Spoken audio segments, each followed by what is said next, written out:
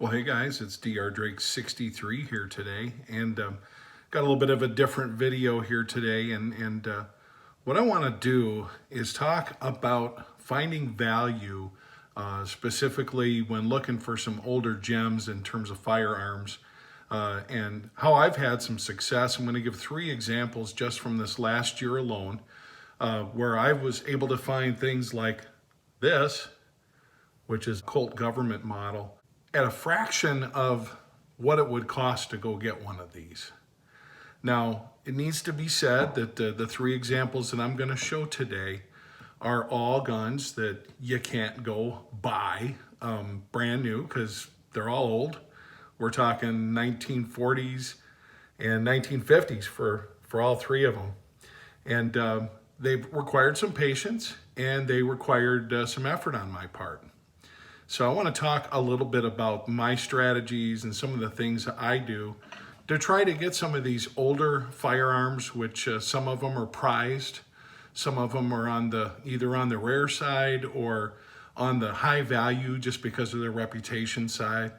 I want to make it real clear also to anybody watching this video here today that while I am talking about numbers, this is in no way an attempt to sell a firearm. We don't do that here. But I would like to give you guys some pointers and talk about how I've had some very good luck, but it's luck as in I made my own luck. So let's take a look at some of the 2019 pickups we had that are all beauties in steel and walnut to a degree. I mentioned that these 3 examples were 2019 pickups, and I'll give you the story behind each and every one of them. Every one of them has had at least one video done by me in one shape or another. And these are all useful firearms. So the first one we're going to look at is this guy right here, which is a 1952 Marlin 336. You might say, well, hey, what's the big deal there? You can get a Marlin 336 today. You can, but it certainly doesn't have this kind of quality of construction, certainly not in terms of wood. This has a pre-micro groove barrel, and it's in pretty decent shape. And what makes this one kind of unique is what you see right here, which is called a waffle top. And they only did this for about 4 years before they started going to kind of a matte finish on the top of the receiver. And that was the purpose of this waffle top, was to cut down on any glare that might come. Now, this has not been molested, drilled, tapped in any way by which you would end up having a scope mounted. And what breaks my heart is when I see these and they have been tapped and drilled. Okay, so something like this, if you were to go to gun shows, if you were to do some looking,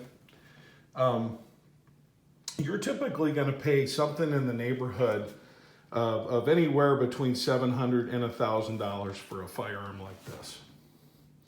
So my story on this one's really simple. I went to an estate sale. My wife and I like to go to estate sales and purchase antiques. And there happened to be this rifle and a couple others sitting in a case. I asked the guy, hey, are you selling this? He said, yep. I said, would you take $100 for it? He said, yep. And there you go. $100 for any rifle is pretty good. To get something like this, that's kind of a collector's item, it's a pretty good shooter. I'm not going to tell you it's the most awesomely accurate rifle I've ever had. I will tell you that the barrel's in good shape. And how was I able to get this rifle for $100? Went to an estate sale. I didn't go to a pawn shop, any of that. You can find in 2019, in most cases, any pawn shop, any gun dealer has access to what the values of these things are. Various blue books, they can go to gun broker, arms list, you name it. But if the guy running this estate sale selling stuff for 25 cents a pop or $5 for that or $6 for this, has no need for this, he thought $100 was a lot of money, and I don't think so. Next up is also an estate sale find. And what's a little bit unusual about this is there were probably 20 guns for sale at this particular estate sale. They brought in a so-called expert whose job it was to make sure that they sold them for good value. And looking at all those guns on that table, I saw a lot of guns that I was familiar with and realized there were no deals. This guy just had basically used the internet and his knowledge to get the right price for stuff. Well, I ran across this, and I wasn't necessarily in the market for a hunting rifle, but I noticed here's a Winchester Model 70. And it had a different scope than this. It had a 1x4 Weaver, a Weaver K4. I actually replaced it with a period correct Weaver K6 for a little bit more magnification. But this thing is flawless. It's just flawless in 30-06. He had this listed, I think originally for $575. And I asked if I could please take a look at it over with some better light. I looked up the serial number and realized this is a 1959, i.e. pre-64, Winchester Model 70. And just absolutely beautiful rifle. I went back, asked him if he'd take 5 bills for it. He said he'd take $550, and I said sure. So this has been covered quite a bit. Now, this is not in the collector's item state. It has a custom stock. The stock, I've come to find out, itself, if you wanted something like this in this day and age, it cost you close to $2,000. If you wanted a Winchester in mint condition, 30-06, pre-64, you're probably going to pay somewhere between $1,300 to $1,500 if it has the original stock on it. Now, putting a $2,000 stock on this does not necessarily make it more valuable to a collector. Makes it more valuable to me. But as you can see in prior videos, I made some adjustments to the torque settings on the screws that held the receiver to the stock, lightened up the trigger with a $12 spring, and this turned into a sub 1/2 inch shooter using commercial ammo. Took a couple deer with it this year. Great firearm. So what's this worth? Well, I could spend $250 on a correct factory stock and resell this thing most places for probably 3 times my money. Somebody looking for a really nice hunting rifle with a really cool custom stock, who knows what this might be worth. I'm not gonna part with it. But the point is in any configuration, this is worth a heck of a lot more. A heck of a lot more than $550. I think we can all agree to that. So there you go with that. Estate sale, estate sale.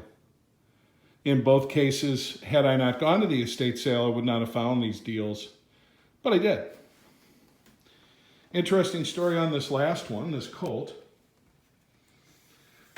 This was just recently picked up. I just did a video on this last week. I have been looking for an older blued Colt, such as this government model, which is the commercial version, which came with a blued slide. This one came with a compensator on the front. Not my thing.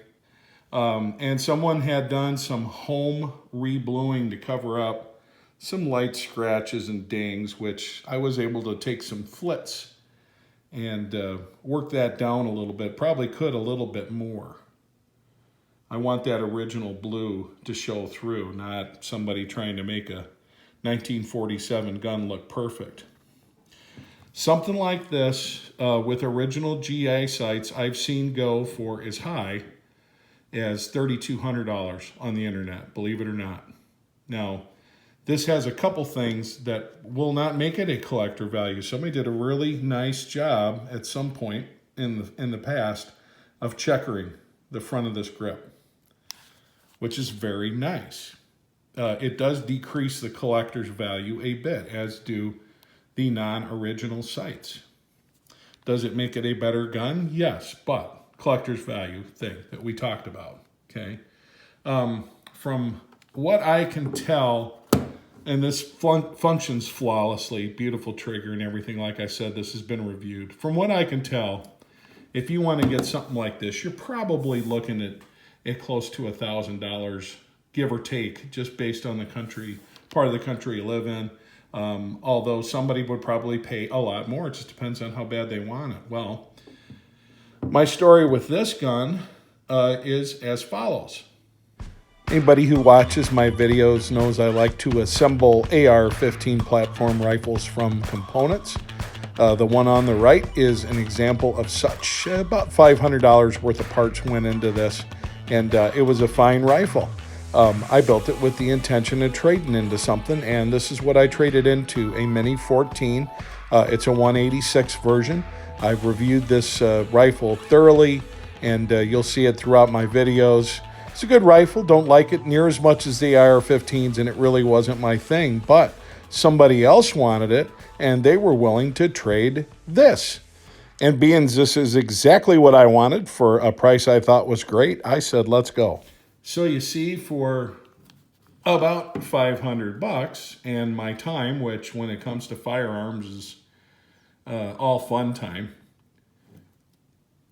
I've got something of a lot more value than what I had into it.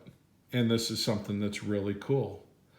How did I find this? Well, the answer is real simple. I keep my nose on the internet and some of the various sites where people are looking to trade, things of that nature. And, you know, we can still do that in this country, which is nice, at least in my state.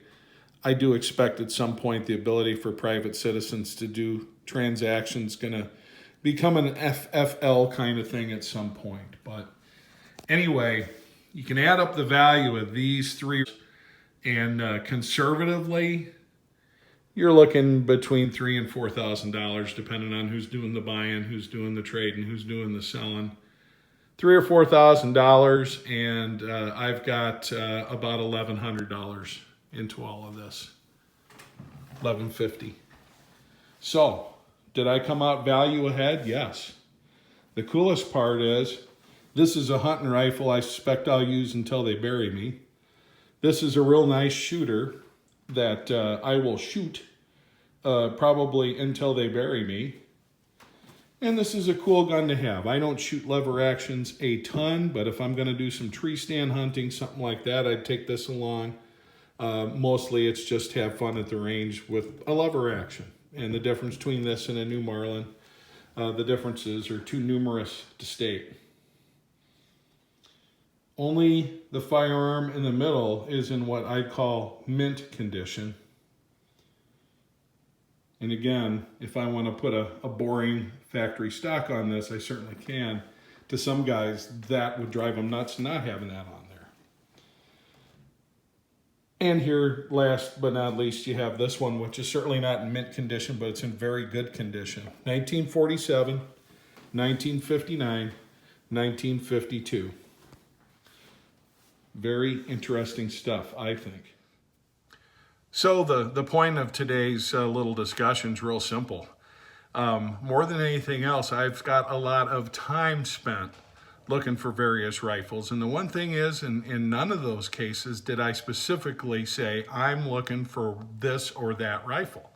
I happened across them in the effort of being out and looking for stuff, and not just looking for firearms, but looking for, like I said, cool antique furniture and things of that nature. So you do have to put some work in. Private individuals are generally going to give you better deals than going through a pawn shop or a firearms dealer, somebody like that. The honest ones will tell you that too. I've never had a pawn shop find that comes close to the type of situations that I just illustrated to you. But it's been a good year for that. I've been at it a long time. And the fact that I knew a pre-64 Winchester was a sought-after firearm for a lot of reasons, controlled feed, things of that nature. the fact that I've had that old Colt in the back of my mind, hey, if I ever see one or get an opportunity to get one. And the fact that I had a little bit of knowledge of Marlins and lever actions and things of that, all of those came into play. None of this stuff fell into my lap.